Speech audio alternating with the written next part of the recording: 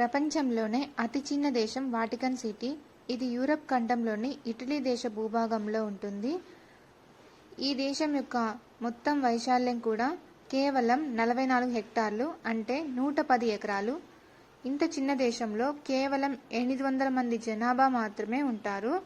ప్రపంచంలోనే అతి చిన్న స్వతంత్ర దేశం ఇది. ఈ దేశం ఐక్యరాజ్య సమితికి సభ్యదేశం కాదు. ఈ దేశానికి స్వంత తపాలా వ్యవస్థ, స్వంత కరెన్సీ, స్వంత మీడియా, స్వంత జెండా ఉన్నాయి.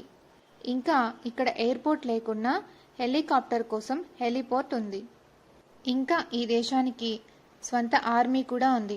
అయితే ఈ ఆర్మీ కొంచెం డిఫరెంట్గా ఉంటుంది. దాదాపు 135 మంది ఆర్మీలో ఉంటారు. అయితే వీరిని స్విస్ గార్డ్స్ అంటారు, ఎందుకంటే వీరందరూ కూడా స్విట్జర్లాండ్ దేశానికి చెందినవారు. అయితే కేవలం ఎందుకు స్విట్జర్లాండ్ దేశానికి చెందినవారే అంటే, చరిత్రపరంగా స్విస్ యోధులు అత్యంత నమ్మకమైన వారు, యుద్ధ నైపుణ్యం కలవారని, అలాగే స్విట్జర్లాండ్ రాజకీయంగా ఒక తటస్థ దేశమని 1506లో అప్పటి పోప్ జూలియస్ II స్విట్జర్లాండ్ నుండి యోధుల్ని పిలిపించి తన రక్షణగా నియమించాడు. ఇది ఇప్పుడు 500 సంవత్సరాల సంప్రదాయంగా మారింది, అలాగే కొనసాగుతూ ఉంది.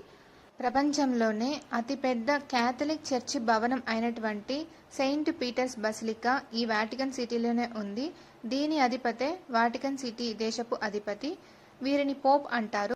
వాటికన్ సిటీకి జెండార్మరీ కార్ప్స్ అనే భద్రతా బలగం కూడా ఉంటుంది.